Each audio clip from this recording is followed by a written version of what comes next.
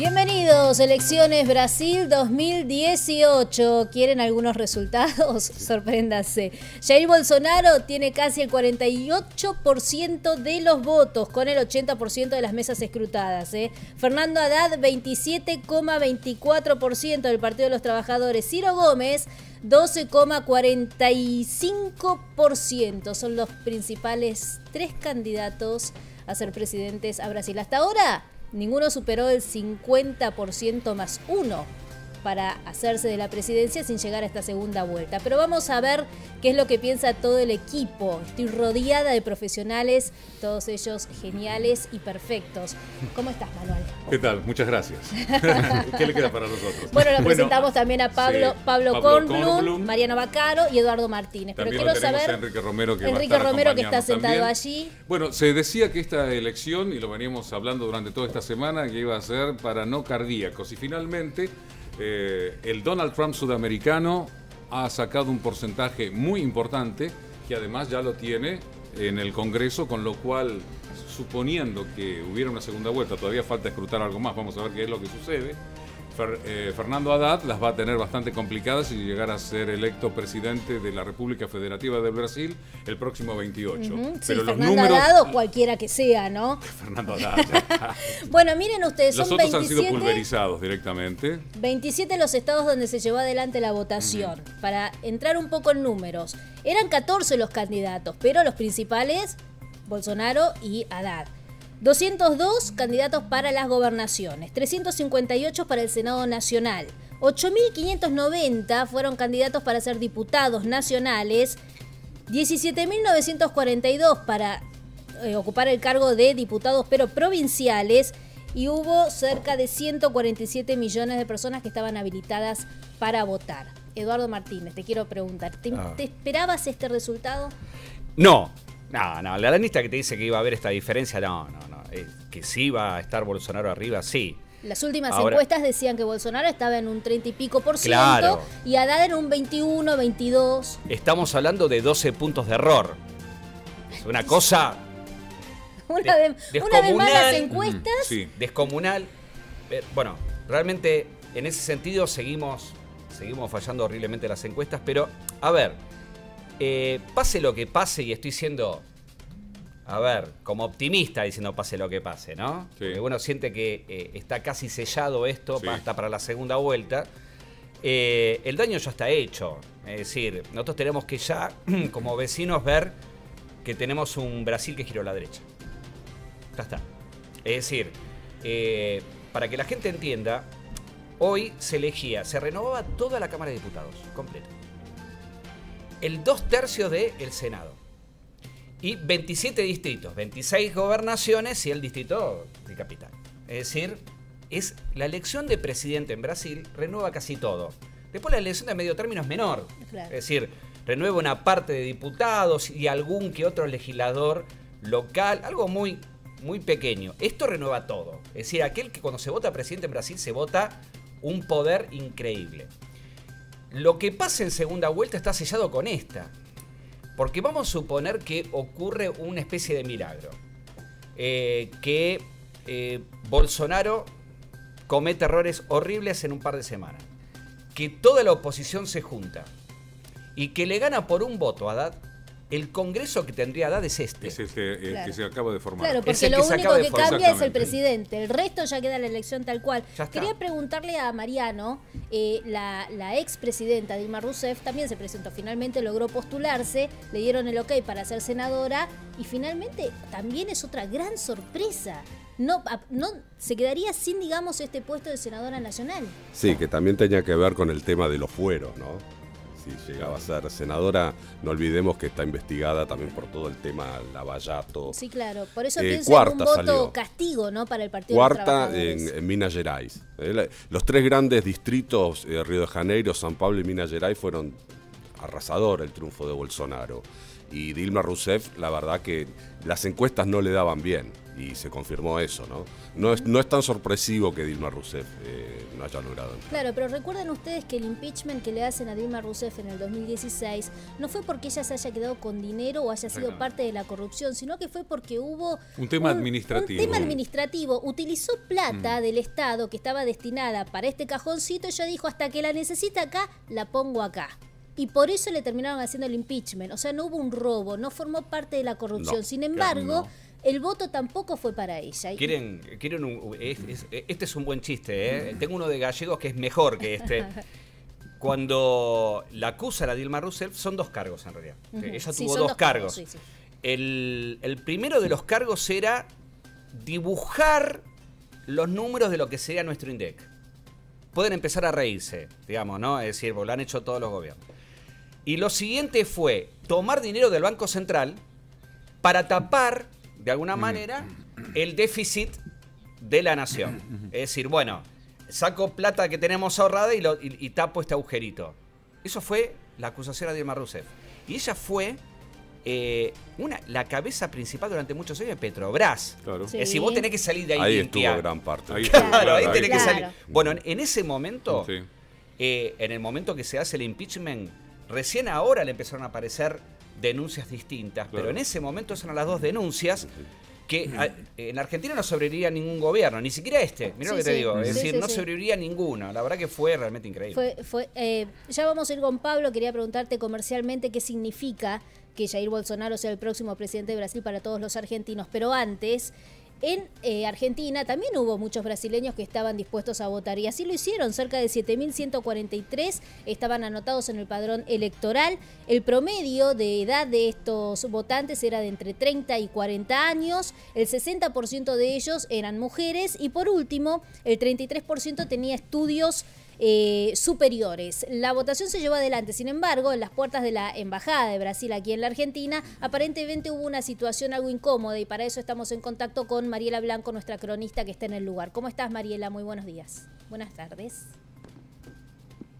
¿Qué tal, Verónica? ¿Cómo estás? Bueno, estamos, como podrás ver, frente a esta Embajada de Brasil, que voy a contarte, hasta hace momentos nada más, lo que teníamos era una manifestación de una dimensión aceptable, si se quiere, distintos partidos de izquierda que se congregaron en este lugar. Bueno, lo que ha quedado hasta ahora es apenas unas pintadas, se han retirado del lugar, tal vez habiendo conocido ya los resultados, ¿no? Estos casi 20 puntos que aventaja entonces Bolsonaro al candidato Haddad. Esto no quita la segunda vuelta, entonces que va a darse el 28 de octubre. Claro que habrá que esperar también el resultado de todo el escrutinio, ¿no? Este es el panorama, hemos quedado solos aquí frente a esta embajada en Cerrito 1350. Vale decir que aquí en Argentina han podido votar desde las 8 de la mañana y hasta las 5 que se cerró el comicio, 6.200 brasileños que residen en el lugar, no así turistas que hemos visto pasar, pero que no estaban en condiciones de sufragar. Este era uno de los lugares, o mejor dicho, el lugar en el cual se concentraba toda la gente que reside en Capital, en Buenos Aires y en distintas provincias, pero también pudieron hacerlo los que residen en Mendoza, en Córdoba y en Corrientes. Bien, muchísimas gracias. Estamos ahí en contacto mientras vemos... A ver, ¿qué? ¿Hay una inscripción en el piso? ¿Puede ser, Mariela? ¿Qué es lo que dice ahí? Exactamente, es en contra de Bolsonaro, esa inscripción. A ver. Y había algunos cánticos, algunas banderas y algunos cánticos, bueno, referidos al imperialismo, también un grupo feminista muy numeroso, que se han marchado hace aproximadamente media hora. Por eso entendemos que es conocido ya el resultado del escrutinio, que parece irreversible, ¿no, Vero? Sí, sí, sí. Bueno, quería consultarle, muchísimas gracias, Mariela, por este contacto. Nos quedó pendiente la pregunta a Pablo, que es especialista en todo lo que tiene que ver con el comercio internacional, y queremos saber entonces qué puede significar para la Argentina que el próximo presidente en Brasil sea Jair Bolsonaro, teniendo en cuenta que tenemos un mercado interno bastante quieto y que nuestro principal socio comercial siempre ha sido Brasil. Es decir, si Brasil está dispuesto a seguir negociando con Argentina, es una excelente noticia, sea quien sea el ganador. Pero ¿qué pasa con este resultado? ¿Qué se sabe de Bolsonaro en este sentido? Bueno, tenemos más inconvenientes, creo yo, que factores positivos. Hay que tomar varios temas. Primero, ¿qué va a pasar con Argentina y qué va a pasar con el Mercosur, si se quiere, ¿no? Me parece que la lógica de Bolsonaro es ir hacia los tratados bilaterales, un estilo Trump. Claro, eso sí, por sí. un lado.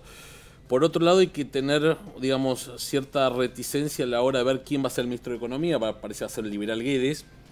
Con lo cual eso nos implicaría que dejaría fluctuar el tipo de cambio. Y esa fluctuación del tipo de cambio, cualquier movimiento de los Estados Unidos podría traer efectos devaluatorios al real, cosa que también nos implicaría efectos negativos, si se quiere. Por otro lado, también tenemos a los militares, que van a tomar un rol importante dentro de la lógica brasilera, que son básicamente industrialistas, ¿no? Y apuestan por el Brasil, y ahí hay una contradicción con Guedes, digamos, hacia dónde va a ir, hacia el lado más liberal. ¿Qué quiere decir? ¿Que van a cerrar más las fronteras? O van a, no sé si van a cerrar más las fronteras, pero sí van a defender su industria nacional. Y ahí hay que ver cómo nos posicionamos nosotros como Argentina en este escenario bilateral de negociación. Por ende, yo creo que estamos ante y se pueden seguir sumando puntos. Yo creo que lo que tenemos que ver acá es, digamos, cómo se va a parar nuestro gobierno a la hora de negociar con en este nuevo escenario, si se quiere, lo cual es muy complejo, pero también, digamos, va a depender, como siempre pasa, de cómo trabaja la Cancillería y cuáles son las acciones de política económica que puedan beneficiar a un gobierno que está en recesión y tiene que negociar con otro gobierno que está con un periodo de crecimiento económico desde el año 2014. Sí. Recordemos que los últimos 2 años de Dilma, 2015-2016, caía el PBI del 3,5, 3,6%, y el año pasado, digamos, 0,1% Sí, abajo, y este año o 0%, o 1%, y este año está entre 0 y 1%. Por lo tanto, estamos hablando de dos economías que no crecen. Y lo que más nos importa en este sentido, más allá de la cuestión socioeconómica, cultural, las cuestiones raciales, la familia, todo lo que se discute acá y lo que estamos charlando, tiene que ver con dos economías que no crecen ni tienen comercial y que se están cuidando y están viendo cómo, en este mundo tan complejo, cómo buscan estos nichos de mercado para negociar a pesar de toda la ¿no? Lo relación. que vos habíamos hablado en más de una ocasión en 26 Internacional y con ustedes también, es que hay que tener en cuenta, y las élites gobernantes nuestras tienen que tener en cuenta el cambio de paradigma que está habiendo en el mundo, que la cosa va a ser vis a vis y no va a ser por bloques. Además vos mencionaste muy bien el Mercosur, y yo te podría decir en tono jocoso. ¿El qué? Bueno, en ninguno de los debates presidenciales, y han sido muchos, a ninguno fue Bolsonaro porque estaba internado, eso también le jugó a favor. No, muy bien. Pero siguió por las redes sociales. Siguió por las redes. De cosa hecho, que Haddad el lo último hizo. debate que se hizo, donde estuvieron todos los presidentes, donde los candidatos, digo, Bolsonaro no fue porque le dijo el médico que no vaya porque le podía hacer mal discutir más de 10 minutos, pero sí brindó una entrevista en vivo para otro canal de televisión De los en el evangelistas. mismo momento de los evangelistas. Atención con este tema porque hay que ver cómo fue el voto evangelista en Brasil, que brindó esta entrevista en directo en el mismo momento en que se estaba llevando adelante el debate. De todas formas, el debate presidencial ganó el rating respecto de la entrevista de Bolsonaro, pero miren ustedes las curiosidades de campaña. Lo que decías, Manuel, es que ¿qué Mercosur? En ningún momento en los debates que se llevaron adelante con todos los candidatos brasileños se habló del Mercosur. Y creo yo, Pablo, que es verdad que empezamos a entrar en esta era de arreglar comercialmente con cada uno de los países sin importar tanto lo que pasa en la región, sino bilateralmente. Lo que ¿no? sucede es que el multilateralismo, señores, está haciendo aguas. Todo lo que en algún momento, y hasta yo personalmente pude llegar a creer, como la Unión Europea y todo, está haciendo aguas porque la situación se está viniendo para otro lado. Vaya a saber por qué. Inmigración incontrolada, intereses. Tampoco hay que creer mucho en la prensa ni en las encuestas, lo hablábamos con vos la otra vez, ¿no? Que las encuestadoras aciertan en sus errores, como digo yo. Y el tema es que no se escucha, creo que no se escucha a la gente. La clase política ha fallado, ha engañado, ha mentido. Entonces aparecen los Bolsonaro, los Trump. La pregunta que le dejo a los tres también es culpa de Bolsonaro haber ganado o es culpa de toda una clase política que no escucha a su pueblo? Qué buena Yo pregunta. creo que hay mucho voto bronca. Sí. Como- Este fue claramente un voto bronca más que un voto ideológico, como hablábamos recién. El brasileño es muy pasional a la hora de votar, pero el desencanto de la corrupción y de los escándalos que hubo posicionan a personajes como Bolsonaro con 4 o 5 caballitos de batalla: inmigración, proteccionismo, vuelta a Brasil primero. Tiene incluso un lema muy parecido al de Trump, ¿no? Sí, antes era Brasil plus Frenchy, ¿te acordás? Bueno, Brasil primero que todo. Y de hecho la forma Muchas de llevar similitudes. adelante esta campaña, Jair Bolsonaro termina sacando una diferencia fenomenal, sí. haciendo campaña a través de las redes sociales. Como Trump, como que gobierna Trump, por como Twitter y Trump. saltea a los Exactamente. medios. Sigue usándolo. Permítanme Sigue usándolo. también decir que como la expresidenta Cristina Fernández de Kirchner, si llega a decidir en un futuro presentarse para ser presidenta, es decir, desde las redes sociales se maneja, digamos, la información, pero atención, también la desinformación, porque ha sido una campaña plagada de mentiras. De hecho, fake news, sí. Muy de parecido fake a la news. campaña de los Estados Unidos. Exacto. Porque Igualita. vos fijate que la postura que tenían, por ejemplo, las ciudades del este de los Estados Unidos y del oeste, estamos hablando de los dos océanos, pueden ser más así multiculturales, no sé qué puede significar eso, pero el Estados Unidos profundo no era escuchado. Y como votar es un derecho y no una obligación, y algún día por ahí en nuestro país será un derecho y no una obligación, ese ciudadano se decidió a ir a votar además. Señores, hasta acá llegué, no aguanto más. El medio Ganó oeste Trump. se lo Exacto. llevó Y en, Donald Trump. y en Brasil, no sé si ustedes están de acuerdo pero- conmigo, se puede hacer un parangón Trump-Bolsonaro, que Bolsonaro escuchó al Y brasileño. el Brexit. El Brexit también. El en Brexit. vez, Claro, en vez de lo que está escuchar los pasando, mercados sí, de sí. Yo lo Londres, estuve no diciendo- escucharon a todas las periferias. Aquí estábamos hablando, cuando yo lo estaba diciendo, el videógrafo del canal decía, hasta ahora no gana el Brexit. Yo salía al aire, creo, con Diego Codino y le digo, mirá que yo tengo otros números, ¿eh? Bueno, la Yo gran poco. sorpresa cuando Y termina lo tenía ganando claro. Donald Trump frente a Hillary Clinton, Sí. estábamos todos los medios en todo el mundo. Sí, sí. Para sin algunos no fue entender lo que sorpresa pasaba, la victoria ¿no? de Trump, para algunos, ¿eh? Yo creo Algunos creo que hay dos cuestiones que son fundamentales macro, que exceden a Sí, Brasil y claro. exceden a la región. Primero tiene que ver con el escenario de pobreza, de inequidad, de inseguridad. Todo eso que la política tradicional, quiero decir, la de centro-izquierda, centro-derecha, la socialdemocracia, los liberales más moderados, no han dado respuesta en los últimos 50, 60 años. Tal cual, Ahí tenemos tal cual. un eje de, señores, no tengo trabajo, señores, hay muchos inmigrantes, señores, no sé qué pasa. Eso por un lado. Y ustedes cobran su sueldo y, Y nosotros ustedes no. cobran, y el Estado no da respuesta, y la seguridad social ya el Estado cada vez está más constreñido, no Tal puede dar cual. respuesta, y los mercados hacen lo que le conviene para sacar plata y no para atender a la gente. Y por otro lado tenemos la cuestión, y creo yo que fue interesante la cuestión, y que nombrabas, Manuel, antes, lo de los evangélicos. Y esto creo que es una contraofensiva, si se quiere decir, contra el feminismo, contra la gente que está pro aborto, contra los grupos, las diversidades sexuales, que uno no dice si está bien o está mal. Creo que hay un voto conservador, y sobre todo los 50 millones de evangélicos declarados que hay ahora en Brasil, que dicen, señores, hasta aquí basta. Digamos, por ahí no salgo a la calle, por ahí no tengo la misma forma de proclamarme, el mismo exhibicionismo, si se quiere, pero lo voy a decir en la urna. Digamos. Y lo dijeron. Y lo dijeron. Y me parece que en estos dos ejes está la clave de la Exactamente. victoria de ¿Me Bolsonaro. permiten un segundo? Está Gustavo Segre, que nos está escuchando, y me interesaría muchísimo la opinión de este hombre que vive en Brasil hace muchísimo tiempo. ¿Cómo estás, Gustavo?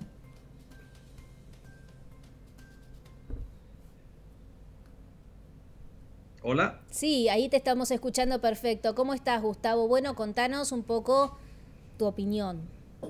Bueno, hasta ahora 87.91% de las urnas. No escuché lo que ustedes estaban mencionando antes.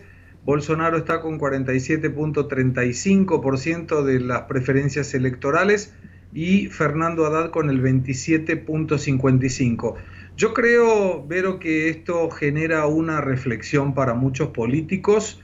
En el caso brasilero, importantísima, porque vos fíjate que la mayoría de los congresistas que buscaban reelección y que eran investigados por Lava Jato no fueron elegidos, no entraron en el Congreso. Pierden los fueros privilegiados y serán claramente investigados por la primera instancia. Argentina tiene una gran suerte, que es el tema de la lista sábana, ¿no? Aquí eso no funciona. Aquí cada uno elige el candidato que quiere sin un orden que el partido imponga.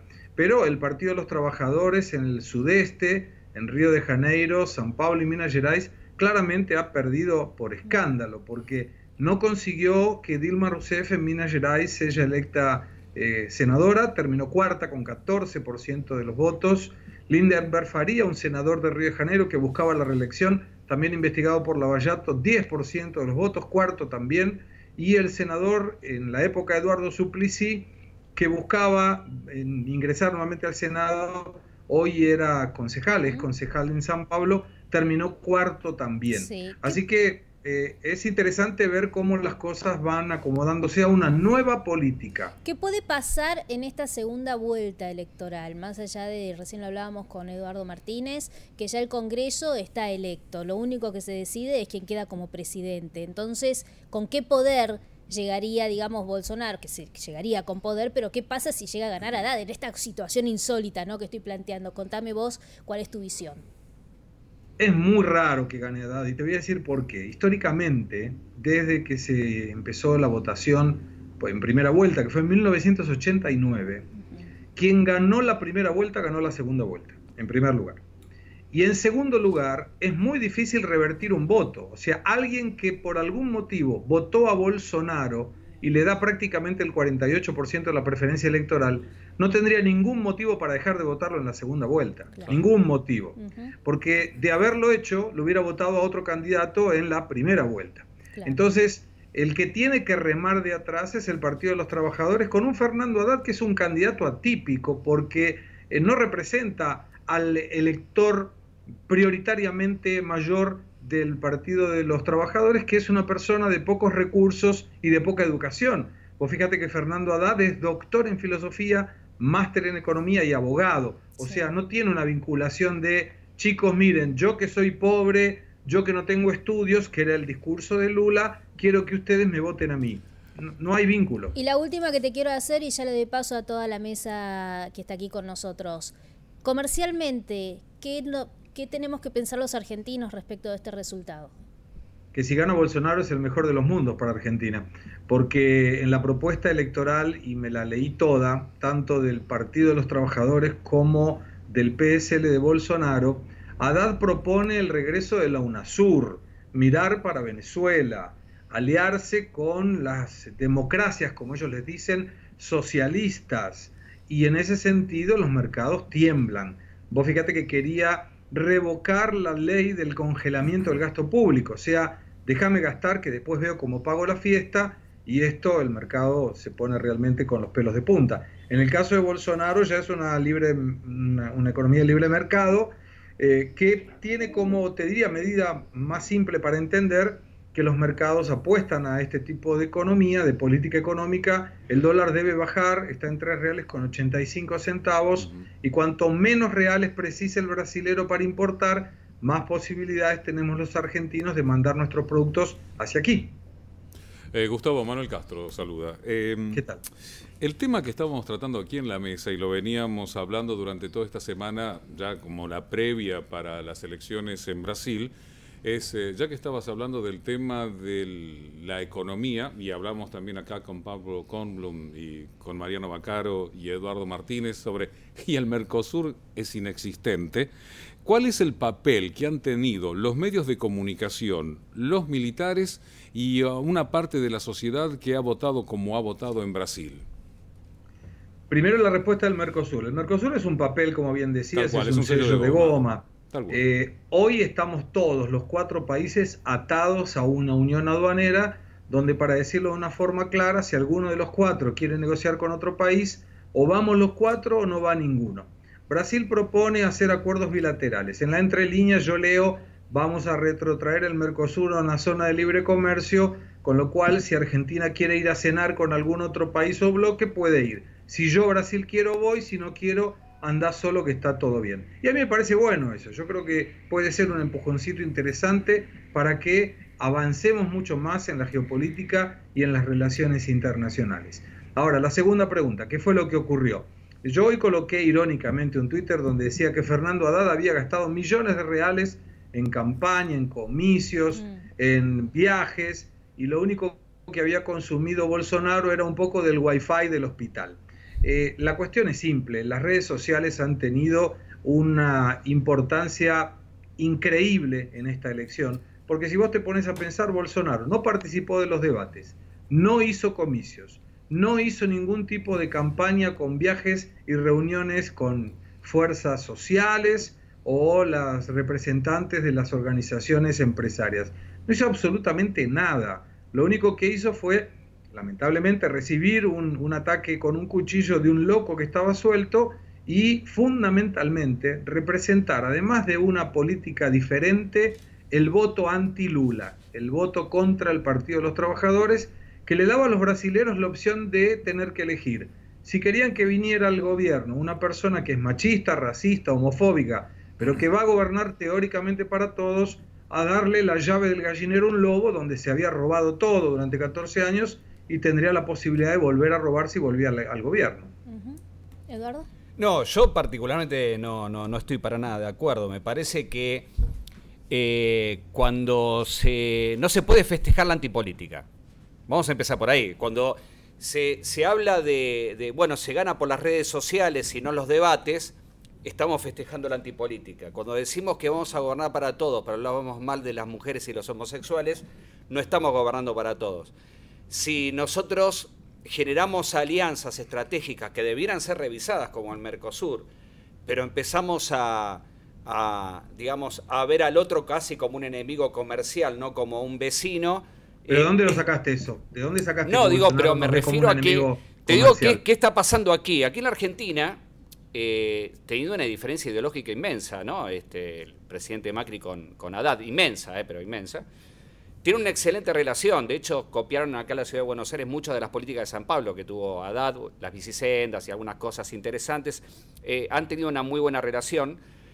Y el miedo que tienen acá es exactamente lo contrario que vos decías, es decir, que Brasil se cierre, no que se... No, Brasil no se va a cerrar, es leer la propuesta. Si uno lee la propuesta lo va a saber, pero vos fíjate que no consigue el 48% si no tuviera el voto de algunas personas homosexuales y de mujeres. Yo hoy estuve en la Avenida Paulista, hice algunas entrevistas, inclusive con una pareja de homosexual, donde uno lo iba a votar a Bolsonaro.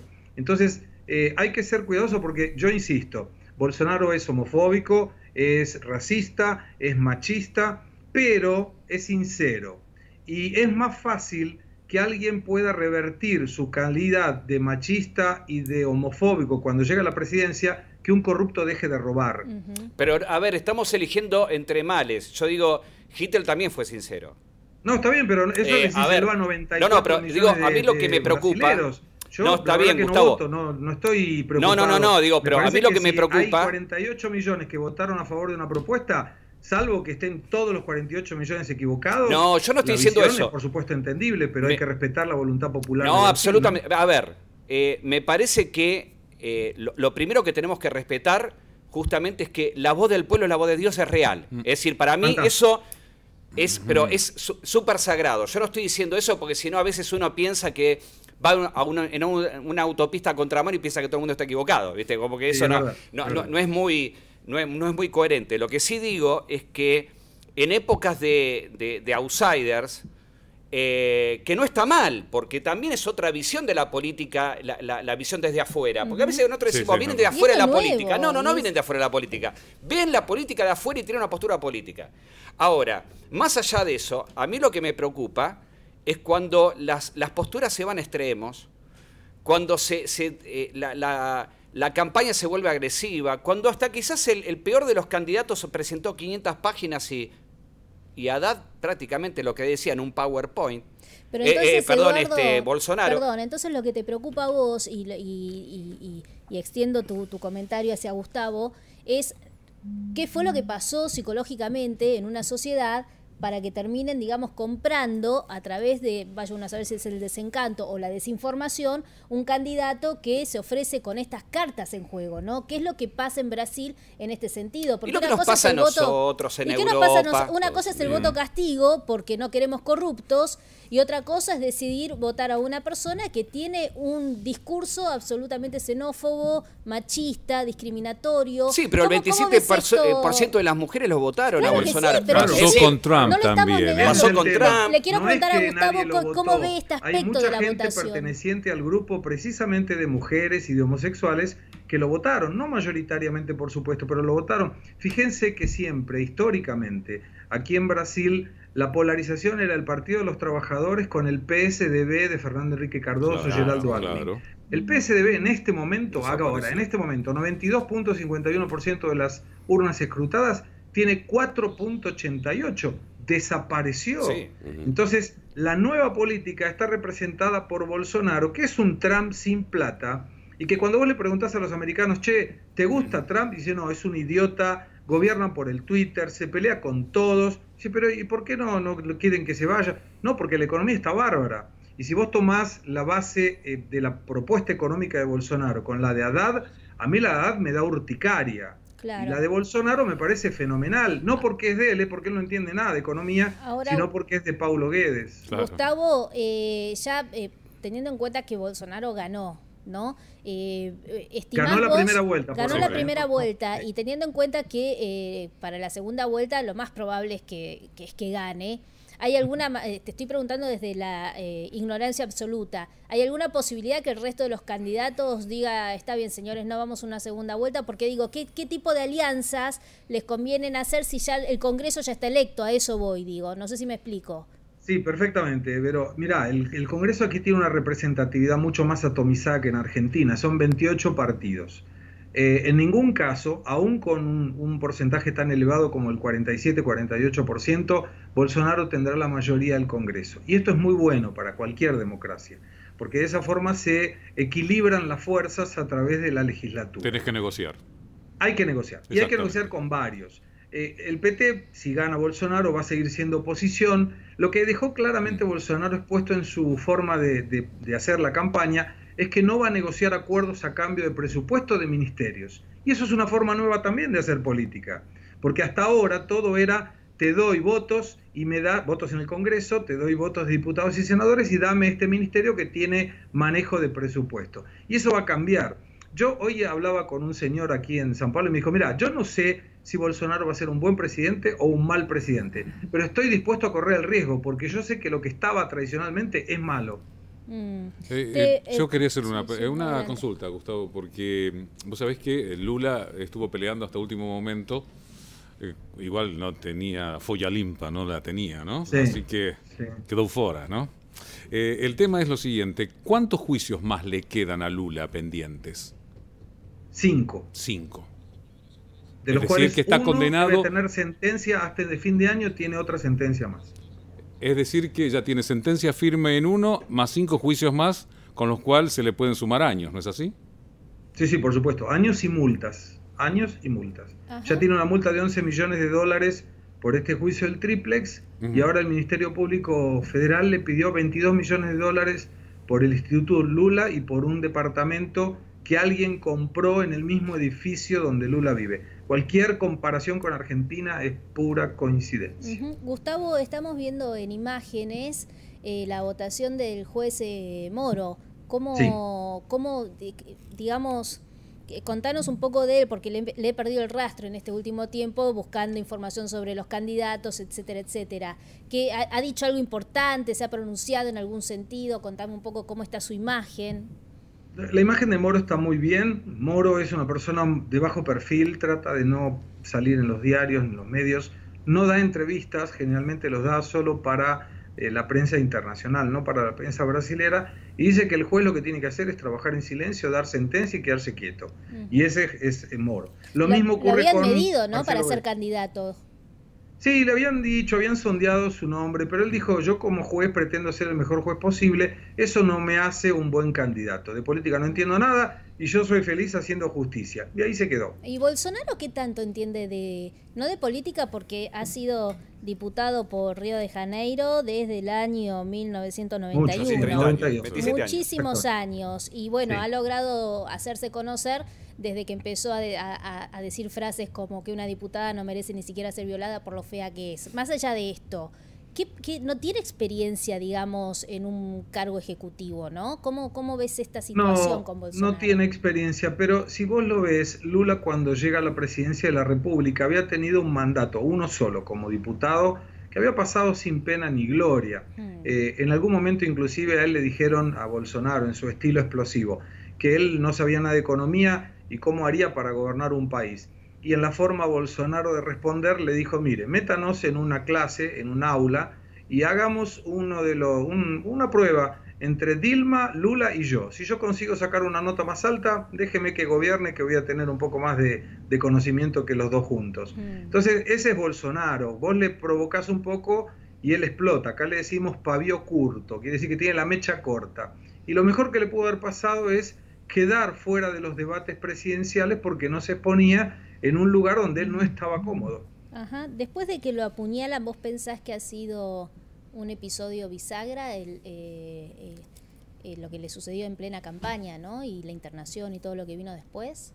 Yo creo que sí, fue un episodio bisagra, pero fue juntamente con los últimos 2 días, te diría, donde ninguna encuesta le daba este porcentaje. La encuesta más alta le daba el 39% de los votos válidos, con lo cual hubo una transferencia del voto útil. O sea, yo no quiero que gane A, entonces voto a B. Y lo mismo ocurrió con gran parte del electorado, que termina votando a Fernando Haddad para que no gane Bolsonaro. Claro. Sí, ambos habían apelado, Interesante, Gustavo, ¿no? ambos habían apelado al voto útil, con lo cual se hablaba de la posibilidad que los otros candidatos hubieran sido pulverizados. De todas maneras, Silva fue la que resultó más dañada con respecto a Sí. esta Terrible. No llegó un millón de polarización. votos. Marina es La terrible. tercera vez que se Marín, sí, presenta, ¿no? terrible. La candidata ecologista, para quienes no la conocen, una mujer que es la que ha sido su peor elección, ¿no, Gustavo? Y con esto ya cerramos esta entrevista, la verdad que maravillosa que tenemos con vos. Mira, yo creo que cambia mucho, porque Almin, menos de 5%, se tiene que ir a su casa.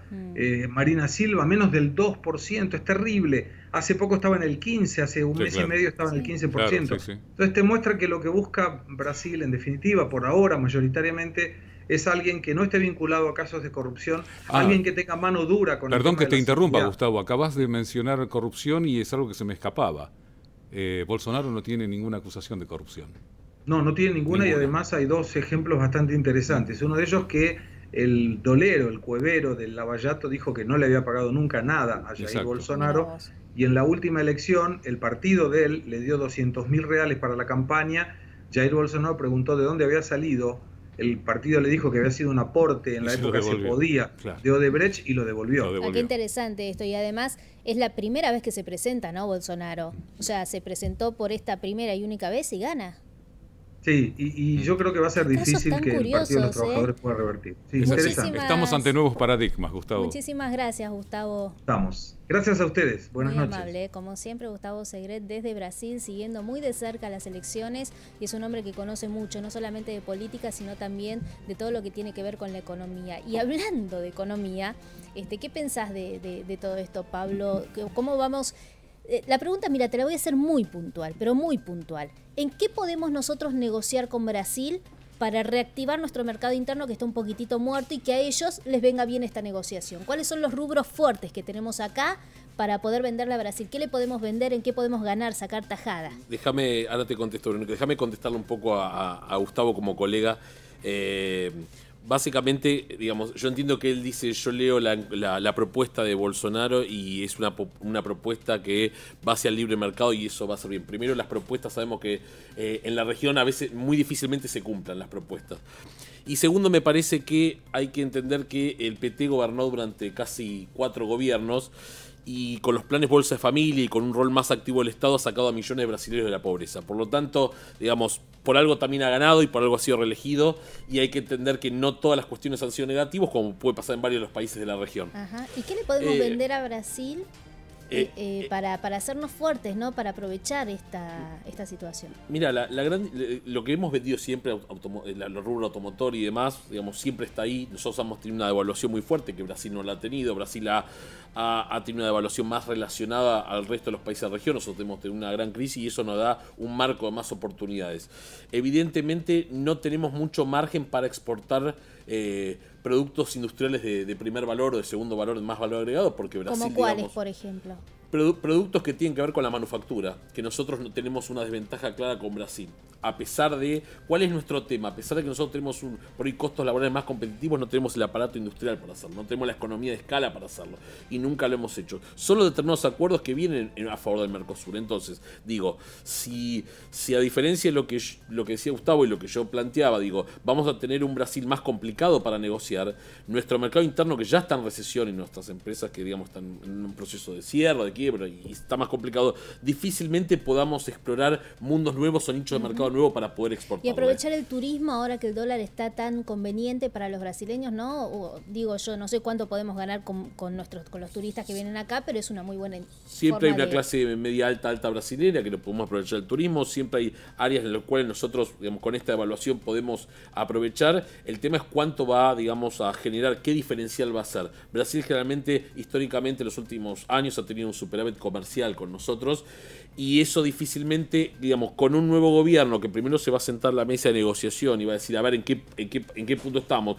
y segundo, no creo que Bolsonaro, a diferencia de lo que decía el analista Segre, sea muy abierto a cedernos su mercado, va a ser difícil negociar. Me parece que hay que apuntar primero a fortalecer el mercado interno y ver un poquito más ahí que nicho de mercado con un gobierno que, vuelvo a repetir, no creo que favorezca mucho al Mercosur y no creo que la relación bilateral sea tan fácil de sentarse y venir con la plataforma de decir libre mercado, señores, que entre y salga lo que quiera. Recién Manuel hablaba de estos tratados que son entre las dos naciones, ¿no? Binacionales, más allá de tratados en bloque que han demostrado perder, ¿no? En lo largo y ancho del mundo. El Tratado de América del Norte lo dieron vuelta. Claro, esto no me gusta, sí. Lo vamos y lo hacemos de vuelta. Se renegocia, ¿no es así? ¿Qué podemos nosotros renegociar? ¿Tenemos algún tratado abierto? ¿Y qué pasa en esta renegociación, si es que pudiese ser, con el nuevo ministro de Economía brasileño, ¿no? Mira, Verónica, pensemos lo siguiente. Tenemos un tratado intención de tratado de libre comercio, Unión Europea, Mercosur, hace añares.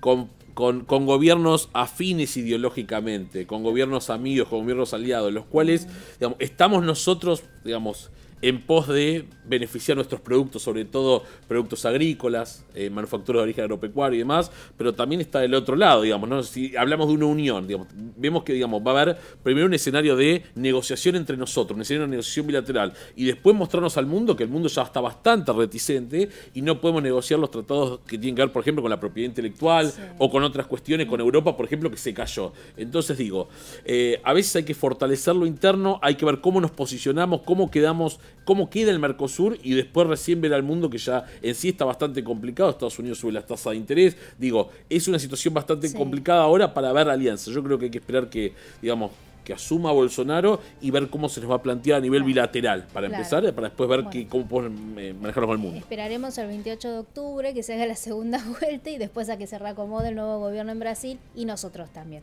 Muchísimas gracias, Pablo, ha sido muy amable. No, por favor. Y súper interesante lo que nos contaste. Y ahora quiero compartir con todos ustedes unas placas para que empecemos a entender quién es el perdedor de toda esta historia, ¿no? Fernando Haddad, porque de los errores, señores, también se aprende. Yo creo que es la mejor manera de aprender. Pero no llegas a la presidencia cuando te equivocas.